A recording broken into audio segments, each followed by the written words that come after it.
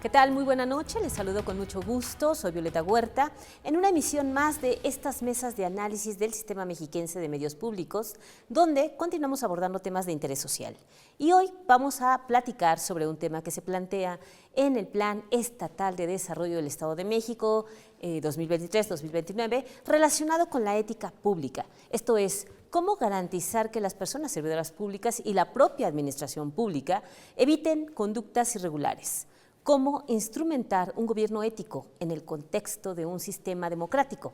Y para este análisis contamos con la presencia del investigador de la Universidad Autónoma del Estado de México, Óscar Diego Bautista. Muchas gracias por estar aquí, doctor.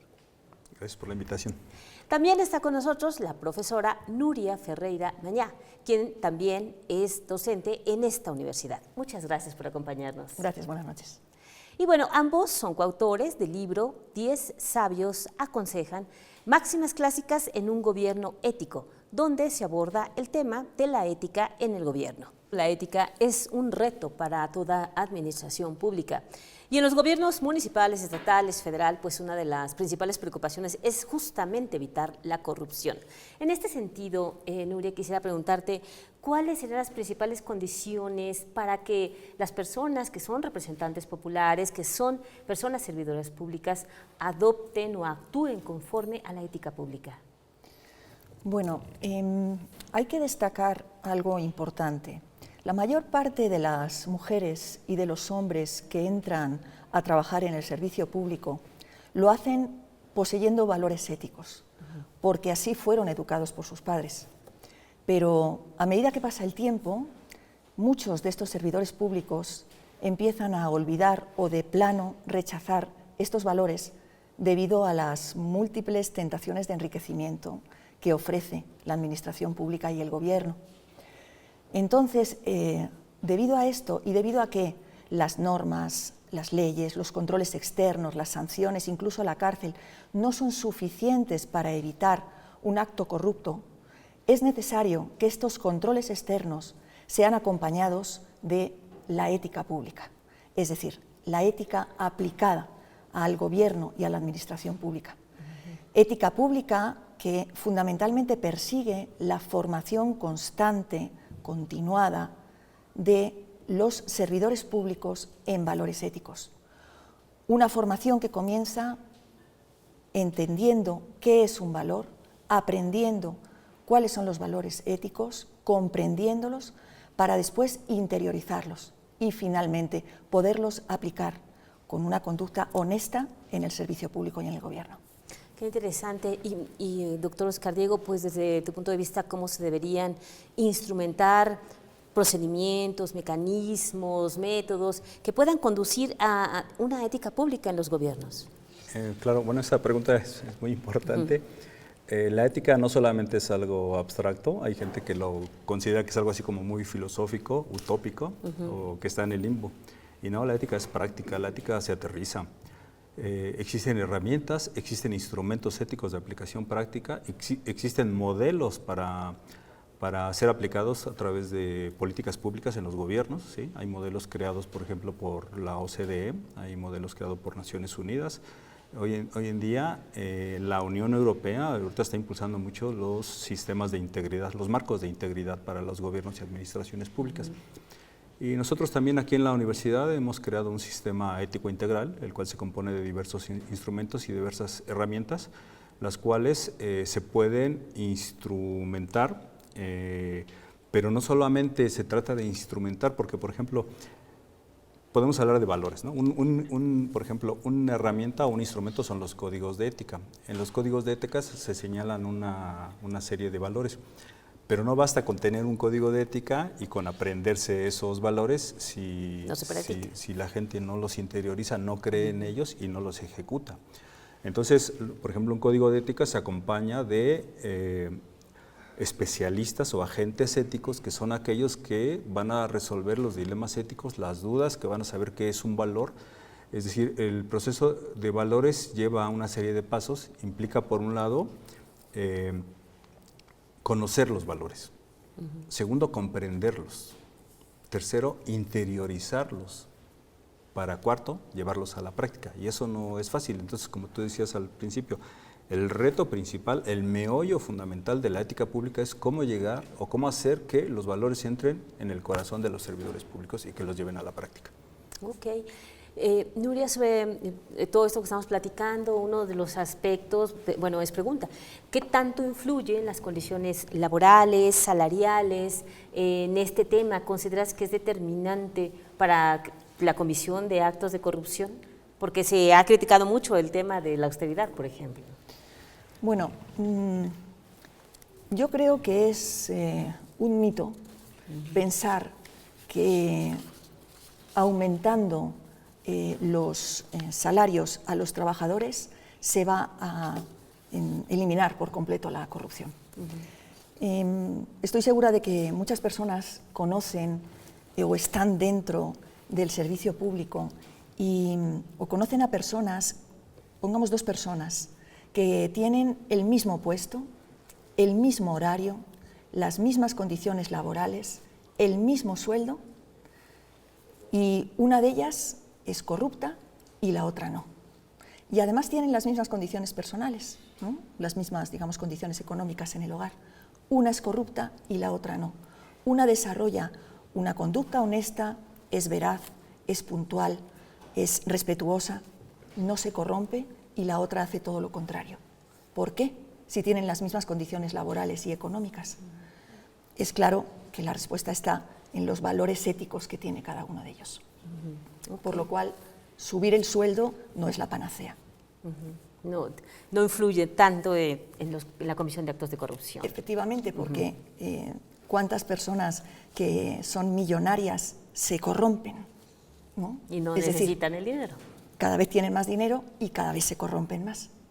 ¿Quieren más? Así es. Y en este tema, Óscar Diego, en estos escenarios donde se ha priorizado el tema justamente de la austeridad presupuestal, esto se garantiza que no haya actos de corrupción o puede ser contraproducente, justo lo que mencionaba Nuria, también está relacionado incluso con uno de los argumentos de quienes más ganan en este país, que se han negado a bajar los salarios, con el argumento de que tienen que tener buenos salarios para no corromperse en algunos casos. No es por ahí.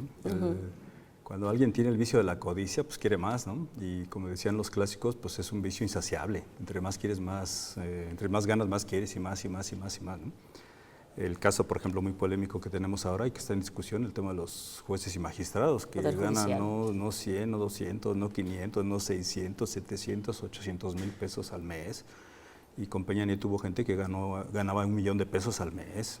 Y aparte sueldos, viáticos, vales de gasolina, viajes, sí, a nivel federal, etcétera, ¿no? O sea, eso pues, no se vale con ese tipo de cosas, ¿no? Entonces el tema de la austeridad también es un poco, si nosotros quisiéramos implicar o aterrizar el tema de la ética pública en el gobierno, hay algo que es fundamental y muchos países precisamente que han intentado combatir la corrupción crean organismos éticos. La oficina de ética es fundamental. Y nosotros, muchos gobiernos ya tienen su oficina de ética y nosotros no tenemos una oficina de ética, por ejemplo, que sería un cuartel general desde donde se planea, se organiza, se desarrolla y se ejecutan los planes. Y también otro elemento fundamental es los agentes éticos o especialistas en ética, que son los que van a llevar los valores a los miles de servidores públicos. Es decir, si queremos combatir la corrupción necesitamos gente que sean operativos, que lleven los valores a la conciencia del ser humano, ¿no? Y en ese sentido quería señalar también que uno de los elementos fundamentales para hablar de la ética pública es conocer sobre la ética pública. Y en los planes y programas de las universidades a veces la ética es como el patito feo, lo da a cualquier persona, ¿no? Y precisamente una de las cosas que nosotros venimos haciendo en la universidad es crear publicaciones que generen conciencia o que pongan el tema de la ética pública en debate. Y me permito señalar aquí un libro que acabamos de sacar, que es precisamente el que ya lo mencionaste ahora en la introducción, que se llama 10 sabios se aconsejan, máximas clásicas para un gobierno ético, en donde se rescatan precisamente los fundamentos de la ética pública señalados por pensadores, filósofos de las sociedades antiguas. Si me permites, Óscar Diego, vamos a ir un corte y regresamos y vamos a vincular pues con esta obra que ustedes escribieron, ¿sí? Este tema tan interesante, acerca de cómo instrumentar un gobierno ético. Y bueno, Nuria, después de todo lo que hemos estado platicando, también hay que recordar que el Plan de Desarrollo del Gobierno del Estado de México señala como uno de sus principales ejes el combate a la corrupción. Ustedes traen una obra que Óscar Diego mencionaba en el bloque anterior, no sé si quieras vincularlo a este tema de pues cómo fomentar la ética en un entorno donde el dinero pues a veces es un factor de poder político, social, y cómo instrumentar valores y principios en el servicio público. Bueno, ante todo, la ética pública como instrumento de combate a la corrupción se lleva a cabo a través de una política de Estado en ética pública. Entonces, lo primero que se tiene es que tener voluntad política, ¿no? Ya hemos mencionado que los controles externos no son suficientes, porque la moral no se puede imponer desde fuera, ¿no? Esto lo dice la filósofa Adela Cortina. Es necesario llegar al corazón del servidor público, con toda una serie de medidas instrumentadas en esta política. En este libro que nosotros hemos publicado, 10 sabios aconsejan, máximas clásicas para un gobierno ético, hemos tratado de plasmar el saber hacer y el saber estar de políticos y de funcionarios. Y lo hemos hecho acudiendo a 10 sabios de la antigüedad, tanto occidentales como orientales, retomando conceptos que ellos trataron en torno al gobierno y a la administración pública, y conceptos que hablan tanto de aspectos negativos como de aspectos positivos, ¿no? Retomamos conceptos como el honor, como la veracidad, como la prudencia, la ecuanimidad, pero también conceptos como la ira, el temor, la demagogia o incluso la bestialidad. Se trata de un libro en el que hablamos de ese buen gobierno a través de 139 conceptos ejemplificados con 1225 citas. En él se insiste en cómo existe una ciencia que gobierna, que reina sobre todas las demás. Y esta ciencia es la ciencia política. La ciencia política que es la reina siempre que persiga el bien común, lo común a todos, no solo a mí y a mi partido. Pues una obra muy interesante. Óscar Diego, y con base en esto, en esta obra también, y hablando de representantes populares que se supondría que al ser electos pues tienen una responsabilidad social, ¿qué características tendrían que tener candidatas, candidatos en esta materia? Sí, el perfil, exactamente. Sí, bueno, me gustaría nada más matizar algo que dijo Nuria. A ver, cuando uno estudia teoría política, la original, difiere mucho de la contemporánea. La política es la invención del ingenio humano para ayudarnos unos a otros, para hacer el bien. Y el político es el hombre educado con sentido de pertenencia, que posee cultura, que ama a su gente y que está para servir a su ciudadanía. Hoy en día parece que es al revés, ¿no? En lugar de servir, se sirven de la ciudadanía. Entonces se ha tergiversado. Hoy en día hay una serie de, en lugar de ser políticos, se les llama, el concepto original son politicastros. El politicastro es el individuo incapaz, incompetente, mentiroso, rastrero, traicionero, demagogo, etcétera, ¿no? Y esos perfiles desafortunadamente los encontramos cada que hay campañas políticas, ¿no? Entonces, precisamente Aristóteles, que fue precisamente, bueno, otra cosa que me gustaría mencionar, de los 10 sabios que nosotros señalamos en esta obra, buscamos obras o revisamos obras de Hesiodo, de Platón, de Aristóteles, de Plutarco, de Cicerón, de Epicteto, de Séneca, de Marco Aurelio, dentro de los filósofos y sabios occidentales, e incluimos también a 2 sabios orientales que son Confucio y Lao Tse. Y tanto en Oriente como en Occidente había ya una preocupación por formar a los futuros gobernantes, y ahí había una vinculación estrecha entre la ética y la política. De hecho, Aristóteles dice que todo aquel individuo que aspira a un cargo público debe poseer valores, y los valores le ayudan a ser dueño de sí mismo.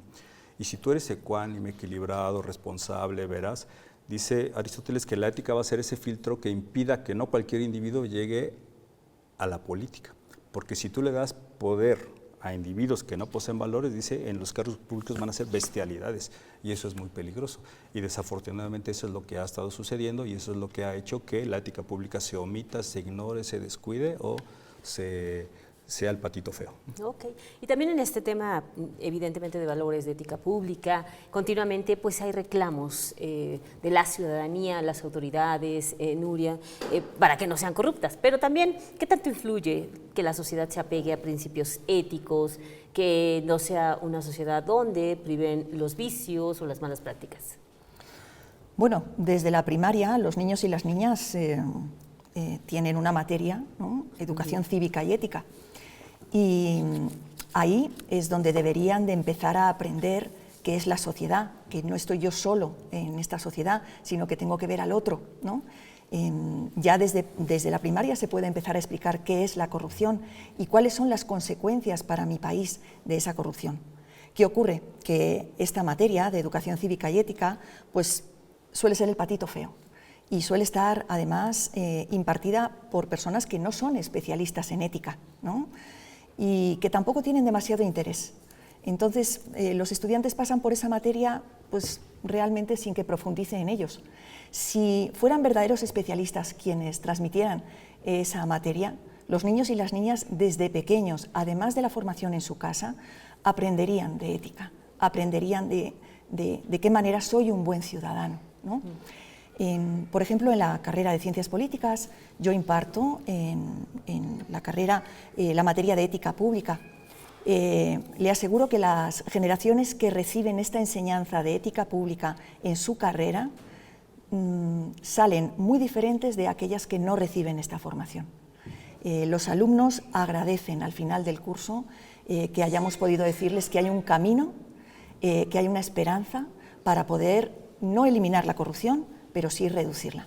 Qué importante es esto, ¿no? Que tendría que, desde el principio, como bien mencionas, que gente especialista y no cualquier persona pueda impartir esta materia. Y bueno, Oscar Diego, en este mismo tema, ¿y qué mensaje se puede enviar a las personas pues, que fungen como personas servidoras públicas, representantes populares, de no defraudar la confianza de la ciudadanía que ha votado por ellos, ¿no? Porque además estamos pues en el inicio todavía, en el primer año de un gobierno, viene una nueva legislatura, local, federal, un nuevo gobierno federal. ¿Qué mensaje enviarías? Sí, bueno, el mensaje es, por un lado, que le entren al tema, que conozcan el tema de la ética pública, porque ahora ya empieza a cobrar cierta presencia en el debate público, pero yo lo veo que es una especie de moda, pero así de que sepan qué es la ética, mucha gente no sabe qué es la ética pública. La ética pública se refiere a la conducta idónea de los servidores públicos para estar en los cargos y, por ejemplo, uno debería preguntarse cuáles son los valores que debe poseer un servidor público. Los servidores públicos deben poseer una conducta, ¿qué tipos de conducta, ¿no? ¿Y dónde se encuentran esos valores? ¿Cuántos valores existen en los servidores públicos? ¿Cuáles son los más idóneos para las instituciones públicas, ¿no? Entonces ese tipo de cosas mucha gente no lo sabe, ¿no? Entonces llegan con, todavía digo, el sistema político mexicano desafortunadamente se fue gestando bajo una premisa que es el sistema de botín o spoil system, como se conoce en la cultura inglesa. Y esto es que como seas, llegas con un grupo de amigos y a la hora que llegas al poder te repartes los cargos, ¿no? Y entonces esos cargos se reparten entre los principales amigos y familiares, nepotismo puro, ¿no? Y entonces ahí esto nos lleva a un vicio, que hay incapacidad para el cargo, que hay gente que ocupa cargos que no tienen el perfil idóneo. Entonces por eso es importante tener la ética. Y precisamente uno de los elementos que dice, que se encuentran en este libro que estamos señalando, dice Aristóteles que para ocupar un cargo público al menos se necesitan 3 elementos básicos: capacidad para el cargo, lealtad a la Constitución y a la ciudadanía, es decir, son representantes de los ciudadanos y están para servir a la ciudadanía, y el tercer elemento pues es de lo que estamos hablando hoy, que posean virtud y sentido de justicia, es decir, valores éticos, que posean una ética. Y esta ética pues también hay que hacerla amplia para no solamente que se queden en gobernantes, sino también en gobernados. La ciudadanía es importante que participe, porque si tenemos ciudadanos virtuosos, que es uno de los objetivos de la política, formar ciudadanos virtuosos, pues claro que estos ciudadanos van a tener cierta conciencia y van a presionar precisamente a sus gobernantes, les van a exigir que cumplan con sus responsabilidades.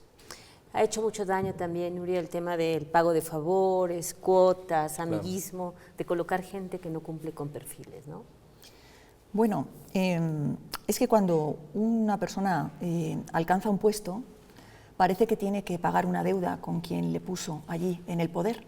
¿Y qué ocurre? Que a la hora de pagar esas deudas normalmente se hace corrompiéndose, llevando a cabo prácticas corruptas, ¿no?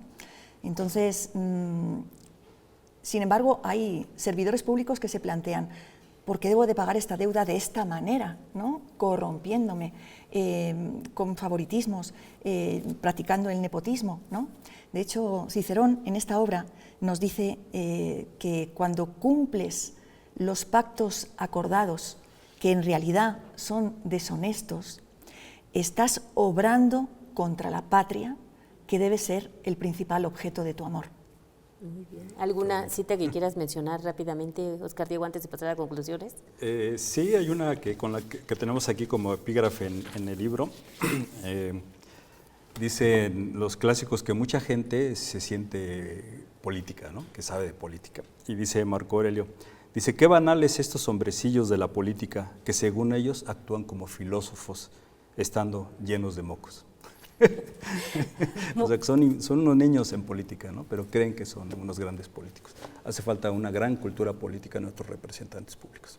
Pues mire, hemos llegado al final de este programa platicando en un tema bastante interesante, finalmente de todo pues el daño que han generado, ¿no? Los políticos, la falta de perfiles adecuados, e incluso de un sistema educativo que tome en serio el tema de la ética. Pero bueno, tenemos un minuto para conclusiones para cada uno. Nuria, un minuto, tus conclusiones, por favor. Bueno, pues yo me dirigiría a políticos, a gobernantes, para decirles que cuando combatan la corrupción tengan en cuenta a la ética pública, que realmente instrumenten políticas de ética pública que acuden a los que saben, ¿no? Porque si no, será más de lo mismo. Si nada cambia, nada cambia. Y hasta ahora estamos haciendo lo mismo. Y de esa manera no podemos avanzar en el combate a la corrupción. Okay. Óscar Diego. Sí, bueno, yo ampliaría la invitación no solamente a los gobernantes, sino también a los gobernados, a la ciudadanía. Y me gustaría invitar a que la gente le entre también a aprender ese tipo de conocimiento de la ética pública, ahora vinculándolo con el libro que traemos, para que conozcan el libro, lo lean, lo debatan, se reúnan entre compañeros, colegas y amigos y saquen sus propias deducciones, conclusiones, reflexiones. ¿Sí? Y bueno, la invitación está a que esta obra se vea, es publicada por la Universidad Autónoma del Estado de México. La obra está en internet, es de acceso gratuito, y bueno, a los que todavía somos de otra generación que nos gusta tener el libro en papel, pues el libro está en las librerías de la Universidad Autónoma del Estado de México.